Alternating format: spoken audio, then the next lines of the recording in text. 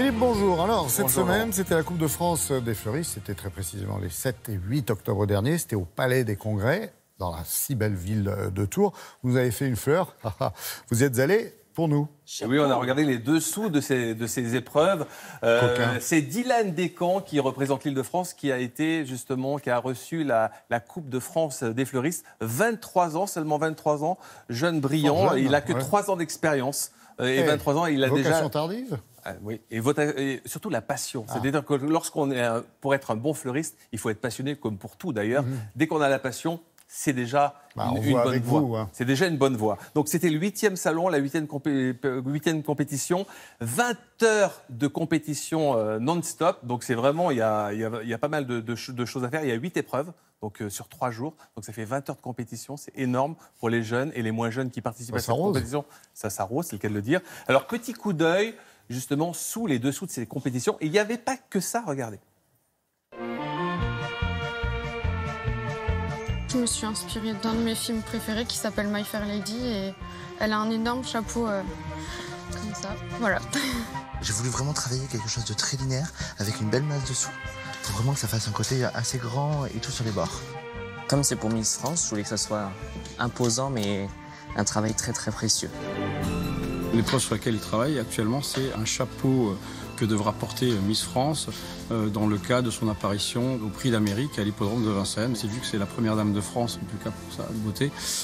Évidemment, il faut que le chapeau soit à la hauteur de ce qu'elle mérite. 50 exposants ont participé à cet événement national avec plein d'innovations et aussi d'espoir avec la nouvelle génération. Aujourd'hui, c'était la dernière épreuve, 2 bouquets en 2 heures qui représenteront les tendances de l'année 2019. En fait, je voulais exprimer la force, la revendication, les couleurs un petit peu violentes, le contraste. Ce qui m'intéressait, c'est de faire un bouquet un peu myriade de fleurs, très champêtre et avec beaucoup de force. J'ai voulu faire un bouquet assez naturel, avec des fleurs assez champêtres. Ouais, j'aime bien quand c'est pas forcément rond, j'aime bien quand il y a un peu de volume et un peu de folie dans les bouquets. Je suis parti sur des tons assez pastels, parce que c'est les tendances de l'année prochaine, et puis ce côté bleuté, un petit peu bord de mer. J'ai choisi les roses poudrées, les cappuccinos, etc. pour vraiment faire corps avec une couronne de clématite sauvage qui a des fleurs un petit peu dufteuses qui sécurisent encore le tout. Dans toutes les épreuves du concours, j'ai voulu mettre en avant donc le végétal, que ce soit l'huile qui domine et non pas les matériaux, les supports, pour que ce soit vraiment le produit. On n'a pas du tout imposé des fleurs, bien au contraire. Ils sont allés ce matin chez le grossiste pour choisir leurs fleurs. Ils n'avaient que la notion du budget qui ne devait pas dépasser. Et le champion de France, c'est Dylan Descamps qui porte les couleurs de l'Île-de-France. L'histoire, ce serait d'aller se balader dans un jardin, comme si c'était un bouquet qu'on venait de cueillir dans les champs avec les fleurs qu'on trouvait sur le passage. Avoir quelque chose de très léger, visuellement, de très flou, de très champêtre. Vraiment un bouquet qui est très fluide. Être fleuriste demain, c'est déjà être naturel. La qualité du fleuriste de demain, c'est celui qui va mettre en valeur le produit, qui va être dans un circuit court, le produit français aussi. On a un petit peu une tendance un peu bio qui n'est pas tout à fait présente, mais qui arrive aussi.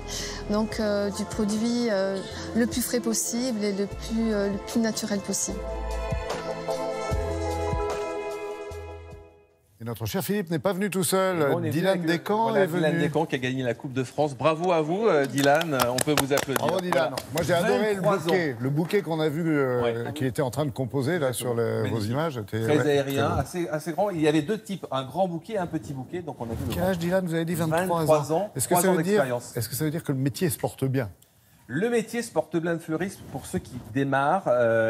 Il y a beaucoup de fleuristes qui ont du mal à passer à des choses un peu plus modernes, etc. Donc ça, ils ont un peu de mal à vendre. Aujourd'hui, il faut sortir de la bouqueterie traditionnelle et créer. Il faut apporter sa patte, son intention, son caractère et surtout faire des bouquets aujourd'hui qui sont beaucoup plus créatifs et qui correspondent à la clientèle. C'est pas vendre des bouquets comme ça tout fait. Il faut vraiment créer aujourd'hui, innover. Et la grande tendance, c'est le côté où on l'a vu, le côté champêtre, le côté naturel. Et être fleuriste, c'est pas mettre des fleurs avec du feuillage. Il y a tout un concept, il y a tout un travail derrière, il y a tout un savoir-faire. C'est quand même difficile de se démarquer, excusez-moi. Chacun a sa personnalité. Il y a plusieurs fleuristes qui ont des personnalités. Aujourd'hui, il y a beaucoup de fleuristes qui sont entre guillemets des fleuristes stars, qui reprennent un peu comme les grands créateurs de mode, comme dans toutes les grandes marques, et qui vraiment vont se démarquer. Et aujourd'hui, pour se démarquer, il faut bien sûr être différent. C'est un couloir, ce que je dis, mais en tout cas avoir sa propre patte et correspondre vraiment aux attentes des clients. Comme Dylan, donc, Dylan Descamps qui a été, et qu'on voit encore à l'image, là, il est là avec nous, qu'on a vu effectivement à Tours, couronné à Tours et avec ses jolies compositions ici en studio. Merci Dylan, merci.